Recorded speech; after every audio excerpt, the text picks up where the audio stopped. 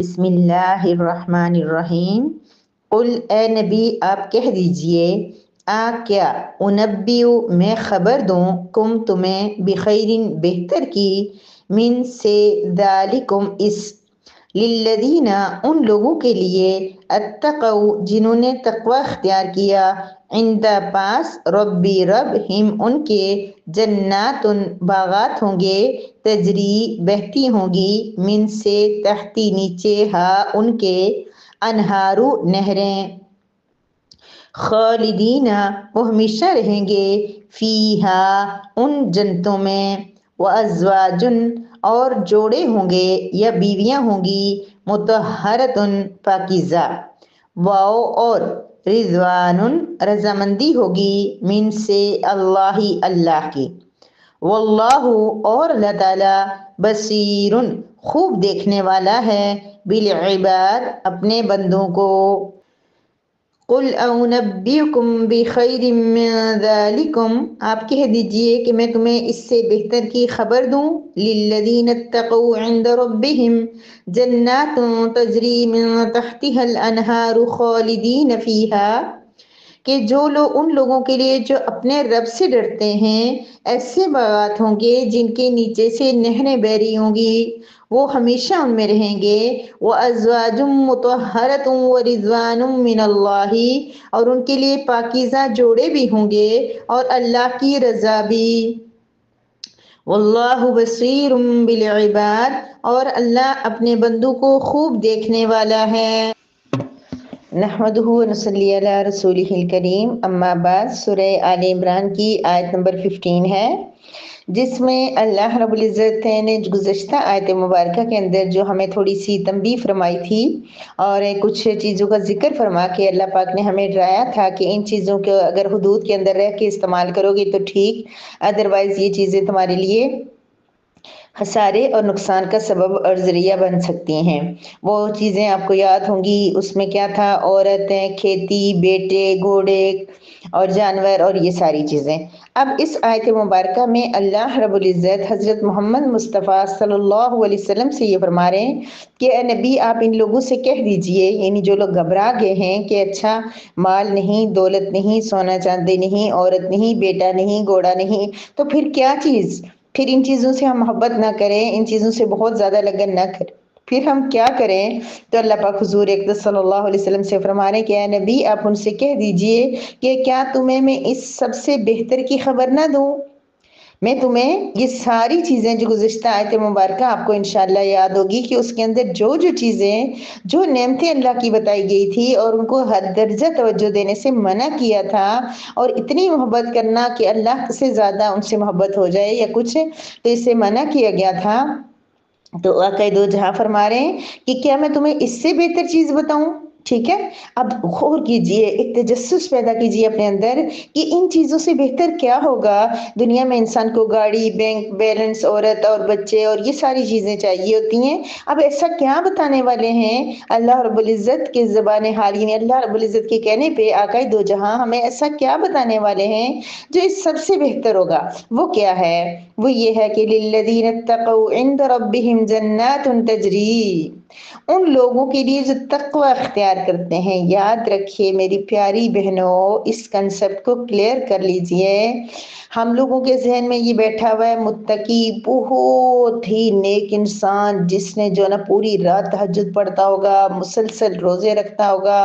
بالکل پردہ نشین عورت ہوگی، کہیں اندر چھپ کے بیٹھی ہوگی، مرد ہے تو 24 گھنٹے مسجد میں ہوگا۔ ہمارے ذہن میں تقوی کا، متقی انسان کا یہ کنسپٹ ہے، جبکہ تقوی کا مطلب کیا ہے؟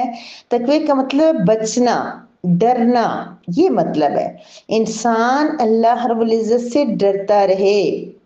یہ ہے، کوشش کرتا رہے رب کریم کے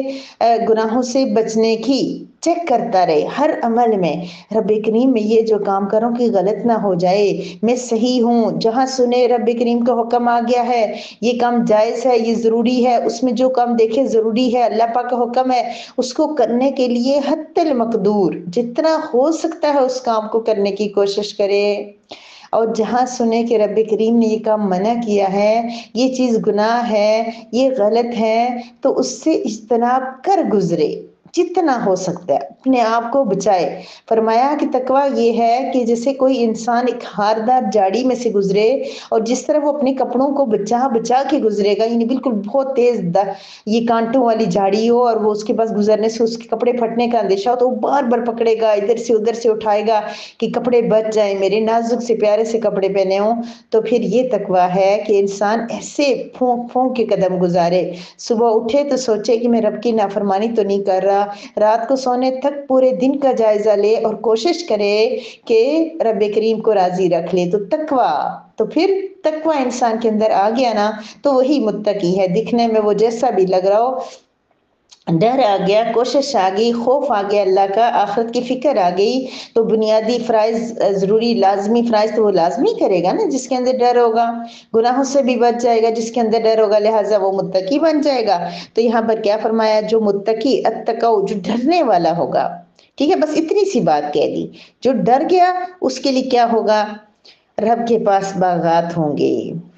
बागात, जन्नत, जन्नत, जन्नत जो है जन्नत की जमा है और इससे मुराद बागात होते हैं, यानी खूब खूबसूरत कंसेप्ट आता है, जिनके नीचे से नहरें बह रही होंगी, हमेशा उसमें रहेंगे। मेरी प्यारी बहनों, तसव्वुर भी नहीं हम कर सकते। हमें तो कागान नारान इतना अट्रैक्ट करते हैं, नीलम की तरफ चले जाएं तो हमें इतना वो अच्छा लगता है, कंप्यूटर पे, टीवी पे, मोबाइल पे कोई अच्छा सा मंजर नजर आ जाए तो हम खो जाते हैं। तो मेरी प्यारी बहनों, वो जन्नत कितनी खूबसूरत होगी, हमें तो ये कंसेप्ट ही समझ नहीं आ रहा कि कैसे जन्नत के नीचे से नहरें कैसे बह रही हो रही हैं। ये नक्शा आ रहा है कि जब कोई बागात होते हैं उनके सामने से नहर गुजर रही होती है तो इतना प्यारा लग रहा होता है। कभी कभी जो है ना पानी पुलों के ऊपर से भी वो बुर्ज वगैरह और ये पुल वगैरह बने होते हैं, उनके ऊपर भी हो सकता है कि कोई बागों की इस तरह के कोई बाग हो, उनके नीचे नहरें हो। लेकिन जो भी है, पानी इंसान को अट्रैक्ट करता है, ये आबशारें प्यारी प्यारी, और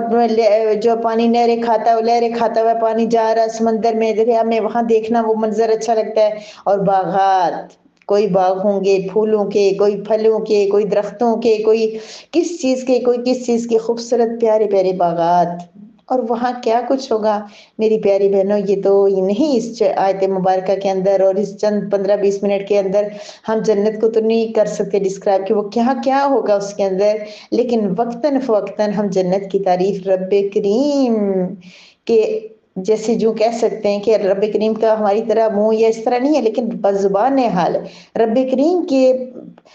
खुद, यानी कि उनके कलाम से हम इस चीज को देखेंगे कि जन्नत कैसी है। तो वो खूबसूरत जन्नत मिलेगी उस शख्स को जो क्या करेगा, इन चीजों की मोहब्बत में इतना नहीं खोएगा कि रब करीम को नाराज कर बैठे, तो उसको वो खूबसूरत जन्नत मिल जाएगी जिसके नीचे नहरें बह रही होंगी। फिर ऐसा होता है दुनिया में हमें थोड़ा अच्छे से अच्छा घर मिल जाए, राहत सुकून, बच्चे अच्छे, हस्बैंड अच्छे,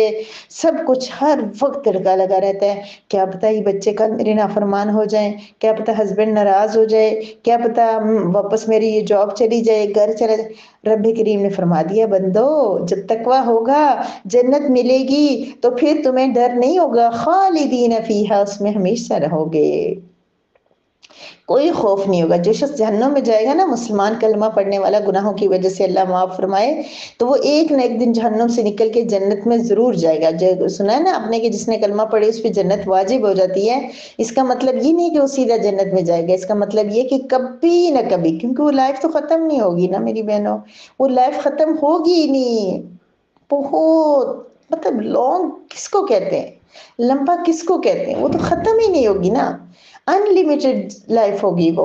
तो उसमें से ना बहुत लंबा अरसा भी हो सकता है, जितने गुनाह हैं, जितने गुनाह हैं उतना जहन्नुम में रहने के बाद भी आखिर एक ना एक दिन वो शख्स जिसने कलमा तय्यबा ला इलाहा इल्लल्लाह पढ़ा, अल्लाह को माबूद माना, तो वो एक ना एक दिन जन्नत में जरूर जाएगा।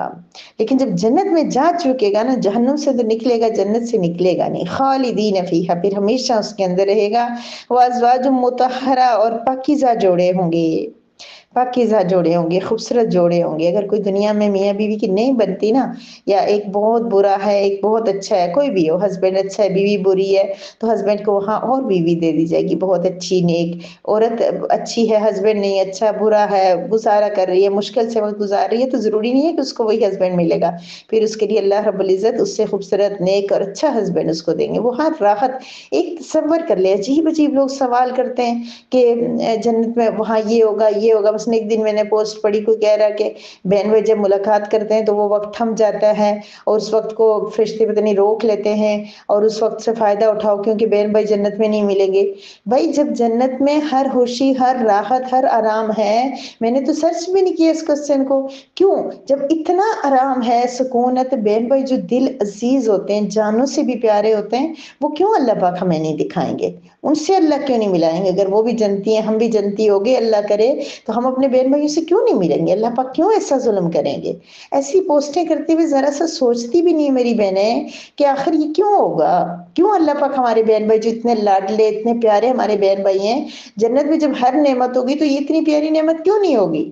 آج دنیا میں تو ہم ان کے بغیر رہ لیتے ہیں، لیکن جنت میں کیوں رہیں گے؟ جنت میں تو ساتھ رہیں گے نا انشاءاللہ، اگر اللہ پاک نے توفیق دی، اللہ پاک نے سب کو جنت میں لے کے چلے گئے تو پھر ایسے سوالات بہت عجیب بات ہوتی ہے۔ تو بہرحال کیا ہوگا کہ وہاں اگر کوئی بیوی کہے کہ بھائی میں تو دنیا میں خوش نہیں ہوں اپنے ہسبینڈ سے، اتنا برا ہے، یہ ہے وہ، تو جنت میں بھی اسی کے پاس رہنا پڑے گا۔ تو اللہ پاک ایسا کوئی انتظام کر دیں گے میری بہنوں کہ وہاں پر تنگی نہیں ہوگی، وہاں اداسی نہیں ہوگی، وہاں کوئی دکھ نہیں ہوگا، وہاں خوشیاں خوشیاں ہوگی۔ اس کے لیے چاہے اللہ پاک اسی کو جو ہے نا بہت اچھا بنا دیں یا کوئی اور اچھا دے دیں، کچھ بھی ہوگا۔ ازواج مطہر، پاکیزہ، خوبصورت، پیارے، اچھے، پاکیزہ ظاہری طور پہ بھی، مثلا اگر عورتیں ملیں گی تو حیض و نفاس، گندگی سے پاک، دنیا کی جو علائشیں ہوتی ہیں زیر بغل اور اس طرح کی چیزیں، کچھ بھی نہیں ایسا ہوگا۔ صفائی کا اتنا اہتمام ہوگا ہر لحاظ سے، ہر دن جو عورت ہسبینڈ کو ملے گی وہ نئے سرے سے پاک ہوگی، نئے سرے سے پہلے دن کی عورت کی طرح ہوگی۔ تو پھر اسی طرح سے عورت کو جو کچھ اللہ دیں گے تو وہ بھی تو بہت خوبصورت ہوگا۔ یہ کوسچن ہی نہیں بنتا کہ عورت کو کیا ملے گا، جو بھی ملے گا بہت اچھا ملے گا۔ یہ بھی سوال تو کرتی ہیں نا کچھ لوگ، ایسے سوال بھی کر لیتے ہیں، مردوں کے لیے حوریں تو عورتوں کے لیے کیا ہیں؟ مجھے تو اللہ پاک کی یہ بات ہی اتنی پسند ہے کہ اللہ پاک نے عورتوں کے لیے کوئی بات نہیں فرمائی۔ اللہ نے عورت کی حیا کا اتنا خیال رکھا ہے، اللہ پاک نے کوئی بات نہیں کی کہ عورت کو وہاں کیا ملے گا، مرد ملے گے، حوریں کے اپوزٹ کوئی چیز، کیونکہ اللہ رب العزت جو صحیح سے جس کے اندر حیا ہو نا، شرم ہو، تو اس کو جھجک ہوتی ہے کہ ایسا کہا جائے کہ ہمیں کوئی اور ملے گا۔ اتنی بات ہے کہ جو بھی ملے گا نا اس جنت پہ چلے تو جائیں، جو بھی ملے گا بہت اچھا ہوگا، پرفیکٹ لیول کا ہوگا، اس کے بعد کسی اور چیز کی خواہش نہیں ہوگی۔ آیت مبارکہ میں ہے کہ جنت میں جنتیوں کے لیے وہ سب کچھ ہوگا جو یشاءون، وہ چاہیں گے، ہر وہ چیز۔ دنیا میں ہمیں جتنا بھی مل جائے ہمیں مزید کی خواہش رہتی ہے، مجھے، آپ کو، سب کوئی بھی اس سے بری ذمہ نہیں ہو سکتا، کتنا بھی کوئی بنے، جتنا ملتا ہے مطلب کہتا ہے مزید تھوڑا سا اور، تھوڑا سا اور، تھوڑا سا اور۔ جنت میں جا کے پھر کوئی خواہش نہیں رہے گی، کوئی حسرت نہیں رہے گی، بندہ کہے گا بس اللہ جی سب کچھ مل گیا، کافی ہے۔ پھر اس کے بعد کیا ہوگا؟ جب ایک وقت ایسا آئے گا کہ جنتیوں کی ہر چیز مل جائے گی، پھر وہ کہیں گے، اللہ پاک ایک مرتبہ ان کو بلائیں گے، اللہ پاک خطاب فرمائیں گے تمہیں کچھ اور چاہیے؟ وہ کہیں گے نہیں۔ اللہ پاک کہیں گے کچھ اور بھی دینا ہے؟ کہیں گے اللہ پاک اب اور کیا رہ گیا، ہمیں تو ہر چیز مل گئی ہے۔ اللہ پاک فرمائیں گے